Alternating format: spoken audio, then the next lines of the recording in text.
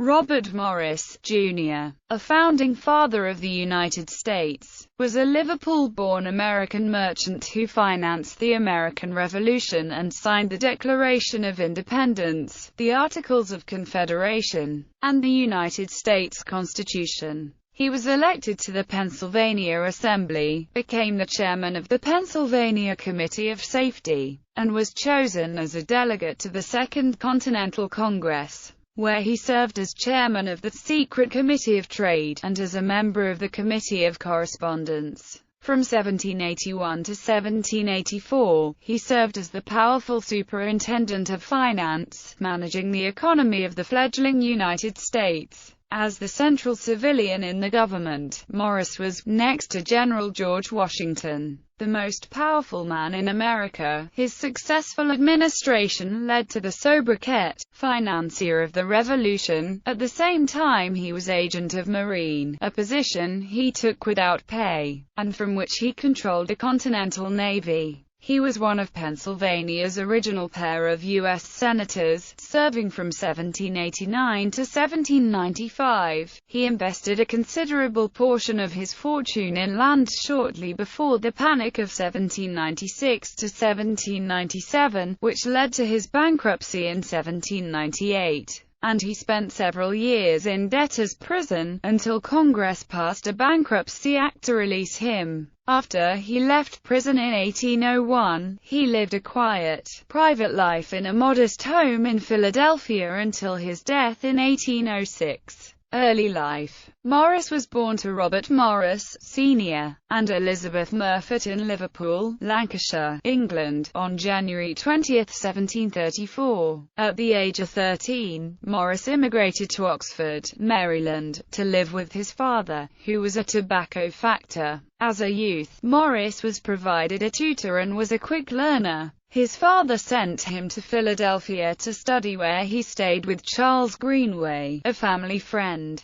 Greenway arranged for young Robert to become an apprentice at the shipping and banking firm of the Philadelphia merchant Charles Willing. A year later, Robert's father died after being wounded in an accident when hit by the wadding of a ship's gun that was fired in his honor. When Charles Willing died in 1754, his son Thomas Willing made Morris his partner at the age 24. They established the prominent shipping banking firm of Willing, Morris & Co. on May 1, 1757. The partnership lasted until about 1779. Personal and family life. On March 2, 1769, at age 35, Morris married 20-year-old Mary White. Together they had 5 sons and 2 daughters. White came from a prominent family in Maryland. Her brother was the well-known Anglican Bishop William White. Morris worshipped in Philadelphia at St. Peter's Church on Pine Street and Christ Church on 2nd Street, both of which were run by his brother-in-law, Bishop William White. Morris remained a constant worshipper and supporter at this Anglican church for his entire life.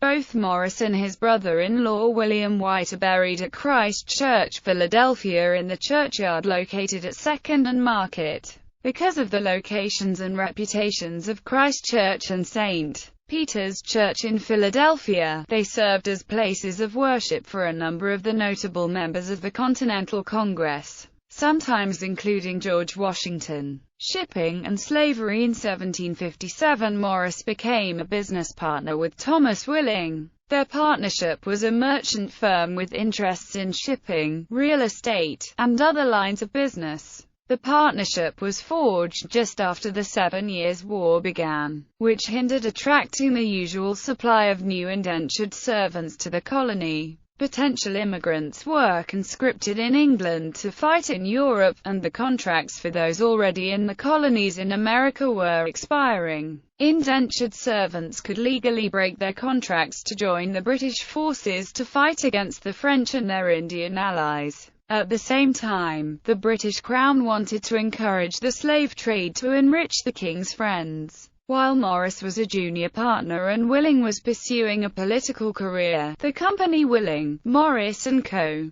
co-signed a petition calling for the repeal of Pennsylvania's tariff on imported slaves. willing, Morris & Co. funded its own slave trading voyage. The ship did not carry enough to be profitable and, during a second trip, was captured by French privateers. The firm handled 7 slave auctions for other importers, offering a total of 23 slaves. In 1762, the firm advertised an agency sale in Wilmington, Delaware for over 100 Gold Coast slaves. The ship had docked in Wilmington to avoid the tariff. In 1765, on their last reported agency deal, the firm advertised 70 slaves who were brought in from Africa on the ship Marquis de Granby. The slaves were not sold in Philadelphia, as the owner took the ship and all the slaves to Jamaica. Both partners supported the non-importation agreement that marked the end of all trade with Britain, including the importation of slaves.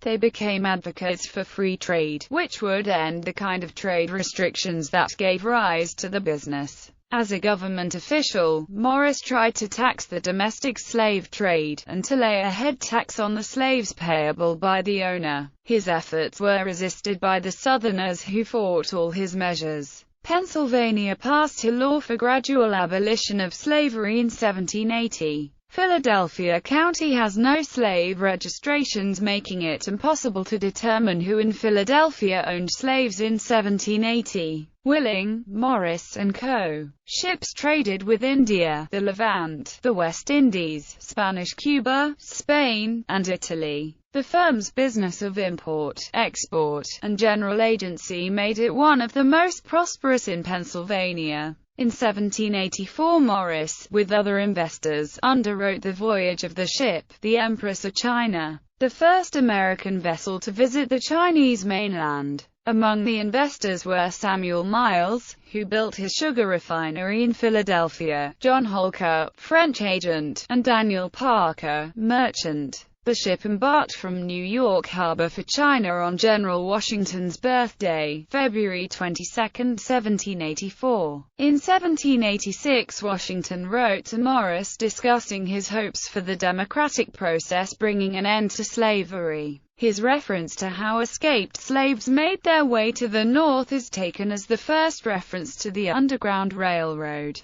The 1790 census is the first in Philadelphia County that lists slaveholders by name. Conflict with Britain. The Stamp Act of 1765 to 1766 was a tax on all legal documents. The merchants banded together to end what they saw as an unconstitutional tax. Morris began his public career in 1765 by serving on a local committee of merchants organized to protest the Stamp Act. He mediated between a mass meeting of protesters and the stamp tax collector, whose house they threatened to pull down, brick by brick, unless the collector did not carry out his job. Morris remained loyal to Britain, but he believed that the new laws constituted taxation without representation and violated the colonists' rights as British citizens. In the end, Britain lifted the stamp tax. After Britain passed the tea tax, the tea ship Polly reached the lower Delaware Bay. Philadelphia ordered the bay pilots not to bring it to port. Morris was a warden of the port at that time. Captain Ayres brought the Polly into port by following another ship up the bay, which set off a protest. At least 20% of the population filled the street as Ayres was escorted to the State House. A meeting with Ayres and the port wardens, including Morris, was held.